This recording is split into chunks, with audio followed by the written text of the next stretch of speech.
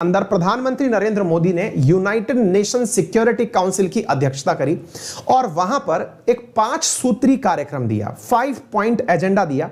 क्या है वो पूरी की पूरी जानकारी आइए आज के सेशन में आपके साथ डिस्कस करते हैं। साथियों, हाल ही में समुद्री सुरक्षा को बढ़ाने के लिए प्रधानमंत्री के द्वारा एक 5 सूत्री कार्यक्रम दिया गया। कहां पर दिया गया? यूनाइटेड नेशन सिक्योरिटी काउंसिल के अंदर दिया गया नरेंद्र मोदी जी के द्वारा। क्या है ये पूरी कहानी, आइए मैं अब आपको बताता हूं।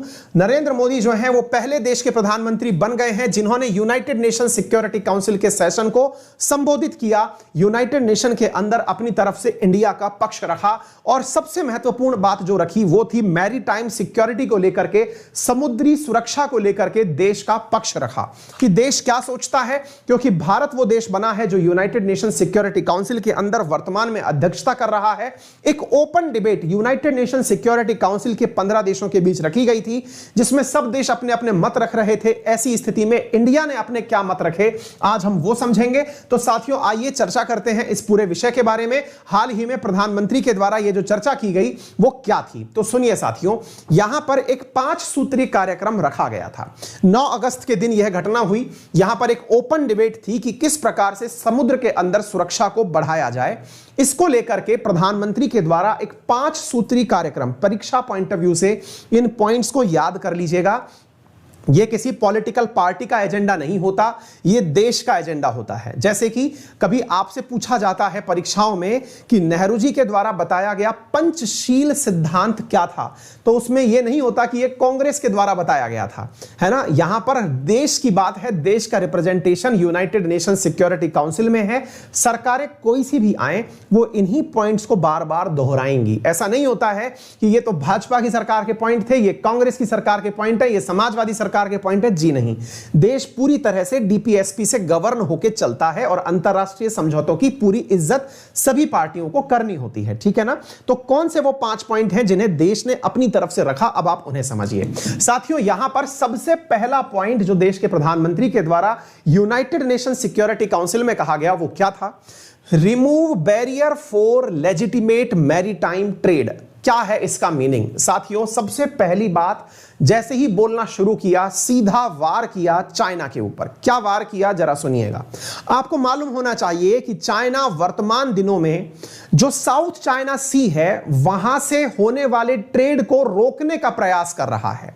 चाइना का प्रयास है कि साउथ चाइना सी के ऊपर वो किस प्रकार से कब्जा कर ले ताकि जो वैश्विक व्यापार है उसको रोका जा सके। इंडिया ने अपने पहले ही दिन के पहले ही भाषण में एक लाइन बोली और वो ये थी कि हमें पहला प्रिंसिपल जो फॉलो करना चाहिए समुद्री सुरक्षा को लेकर वो ये है कि रिमूव बैरियर्स, रास्ते में आने वाले वो सारे बैरियर्स हटाए जाने चाहिए और लेजिटिमेट करना चाहिए मैरीटाइम ट्रेड को, यानी कि जो समुद्री व्यापार है वो गैर मतलब बिना किसी व्यवधान के होता रहे, इसकी पूरी व्यवस्था की जानी चाहिए। भारत का अपना स्टैंड नंबर 1 है और इस चीज को मानना चाहिए। नंबर दूसरा, भारत ने दूसरी पॉइंट क्या कहा?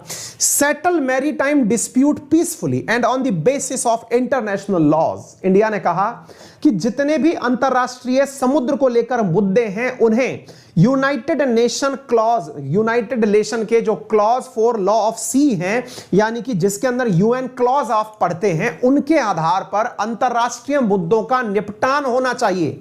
ऐसा नहीं है कि हर देश अपने हिसाब से अपनी चीजें मान ले। जैसे ये भी कुठाराघात, ये भी एक प्रकार से चाइना के ऊपर ही डायलॉग था और वो ये था कि चाइना जिस प्रकार से साउथ चाइना सी के अंदर 7 लाइन 9 लाइन अपने द्वारा मानता है कि ये पूरा क्षेत्र मेरा है, जहां तक मैं मान लूं मेरा है, ऐसे ही तुर्की कहता है कि जहां तक मेरा कॉन्टिनेंट है वो पूरा मेरा है, साइप्रस भी मेरा है और मेडिटेरेनियन ओशन भी मेरा है। ऐसे देशों को कहा गया है कि आप अपने द्वारा निर्धारित सीमाओं को मत मानिए।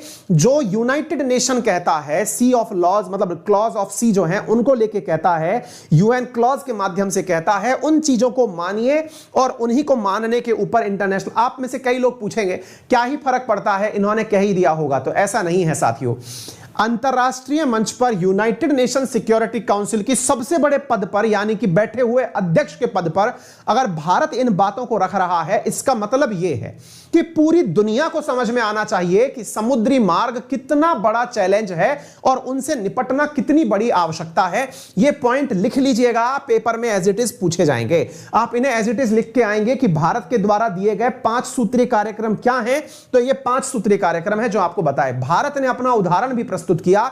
भारत ने कहा कि बांग्लादेश के साथ जो हमारा समुद्री सीमा को लेकर विवाद था वो हमने सुलझा लिया है। ऐसे ही दुनिया के देशों को यूएन क्लॉज के आधार पर समुद्री दबाव सुधारने चाहिए। बिल्कुल आपको मालूम होना चाहिए जिस प्रकार से चाइना वर्तमान के अंदर साउथ चाइना सी के अंदर पारासल, स्पार्टले, स्कारबोरो जैसे आइलैंड को अपना मान के बैठा है और वहां पर लगातार विकास किए जा रहा है। ऐसी स्थिति में इंडिया इस बात को पब्लिकली बोल करके चाइना के ऊपर एक साइकोलॉजिकल डिबेट क्रिएट कर रहा है। नंबर तीसरा जो किया है वो क्या है? Global community should face natural disaster and maritime threat together. ऐसा ना हो कि कल को किसी एक देश के ऊपर सामरिक रूप से या समुद्री आपदा आए तो उसे यह समझा जाए कि यह केवल इसका समुद्र था। जी नहीं, अगर आपदाएं भी आए तो उन्हें संयुक्त रूप से निपटा जाए। यही कारण है भारत ने फिर अपना उदाहरण कोट किया और भारत ने कहा कि हमारे द्वारा सागर नामक एक इनिशिएटिव लिया जा रहा है। और यह सागर नामक जो इनिशिएटिव है जिसमें security and growth for all in the region, जो भारत के द्वारा अपने इंडियन ओशियन क्षेत्र में जितने भी साथ में रहने वाले देश हैं उनकी सुरक्षा हो या फिर उनके लिए जो भी ग्रोथ के आयाम हो उनको संयुक्त रूप से निपटाया जाता है। यही कारण है कि भारत अपने उन छोटे छोटे आइलैंड नेशंस का भी इंडियन ओशियन में ध्यान रखता है जो सागर मुहिम के तहत हमारे आते हैं। हम उनके साथ एनी टाइम खड़े रहते हैं। सच्चाई भी है साथियों, भारत जब भी मॉरिशस, मालदीव जैसे देशों में स्वच्छ पानी की किल्लत हुई तो पानी तक भारत ने पहुंचाया, दवाइयां तक पहुंचाई। कहा कि समुद्र में अगर कोई आपदा आए तो संयुक्त रूप से निपटने की आवश्यकता है। नंबर 4 कहा गया preserve maritime environment and maritime resources. यहां पर इंडिया ने अपने द्वारा इस पॉइंट को मेंशन किया। क्या कहा? भारत ने अपने द्वारा कहा कि हम लोग समुद्री जो संसाधन हैं इनको संरक्षित रखने का प्रयास कर रहे हैं। इसी कारण से वर्तमान में हमने एक मुहिम चलाई है जिसके अंदर हम सी फ्लोर के अंदर जो मतलब समुद्र के गहरे हिस्सों में छुपे हुए संसाधन हैं उन्हें एक्सप्लोर करने का कार्य कर रहे हैं। हम समुद्र की गहराइयों में रिसर्च करने जा रहे हैं। आपको मालूम होना चाहिए हाल ही में भारत सरकार के द्वारा डीप ओशन मिशन लॉन्च किया गया है।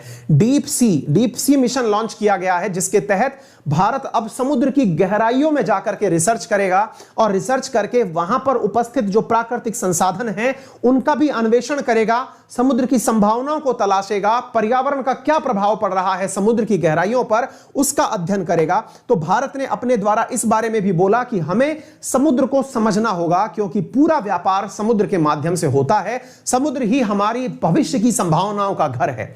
Encourage responsible maritime connectivity. हमें इस प्रकार का पूरी तरह से कनेक्शन बनाना चाहिए कि जब भी कोई देश दूसरे देश की यात्रा पर हो तो उसे किसी भी प्रकार से यात्रा में असुविधा ना हो। जैसे अगर अमेरिका इंडिया पहुंचता है तो अमेरिका के जहाज इंडिया के किसी भी पोर्ट पर डॉक कर सकते हैं।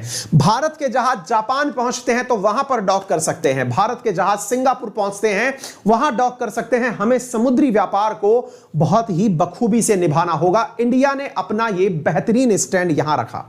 आप पूछेंगे कि सर अल्टीमेटली इन्होंने जो भी बातें की वो समुद्र के ऊपर ही क्यों थी? क्योंकि बेटा जो टारगेट था वो भी यानी जो टाइटल था उस टाइटल में चर्चा थी इस बात की। क्या चर्चा थी? Enhancing maritime security A case for international cooperation.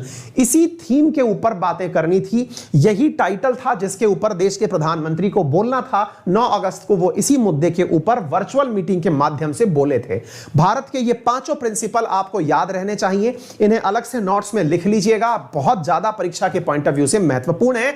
Bharat ने यह भी कहा कि हम लोगों के द्वारा पायरेसी और टेररिज्म को रोकने के पुख्ता प्रयास किए जा रहे हैं। इंडिया कोस्ट गार्ड के द्वारा ऑपरेशन अपहरण जैसी चीजें चलाई जा रही हैं जिससे हॉर्न ऑफ अफ्रीका के अंदर जो सोमालिया के समुद्री लुटेरे हैं उन्हें चेज करने का प्रयास किया जा रहा है। दुनिया के देशों को चाहिए कि समुद्र के मार्ग से पायरेसी और टेररिज्म ना हो। इतने जबरदस्त बातें भारत ने बोली, साउथ चाइना सी के मुद्दे को इनडायरेक्टली भारत ने टच किया। एक प्रकार से ओशियन के अंदर पड़ रहे क्लाइमेट चेंज के प्रभाव को डीप ओशन मिशन के माध्यम से भारत ने बोला।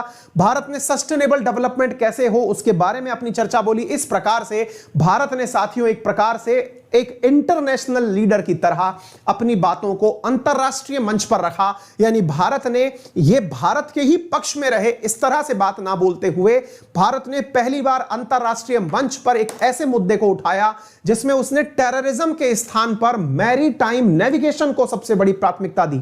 अगर आपने नोटिस किया हो तो भारत ने आज तक जब भी किसी अंतरराष्ट्रीय मंच पर अपने आप को रिप्रेजेंट किया है तो वो हमेशा एक मुद्दे को प्राथमिकता से उठाता रहा है, और वो ये है कि हम आतंकवाद से पीड़ित हैं, हम आतंकवाद के खिलाफ दुनिया को एकत्र करना चाहते हैं। आज भारत ने पहली बार अंतरराष्ट्रीय मंच पर जब बात करी तो मैरीटाइम कॉपरेशन की बात करी, यानी समुद्री ताकत के बारे में बात करी, यानी कि हम टेररिज्म से आगे निकल करके अब वैश्विक लीडर बनने की तरफ अपनी बातों को रख रहे हैं। यह भारत का बदला हुआ स्वरूप है।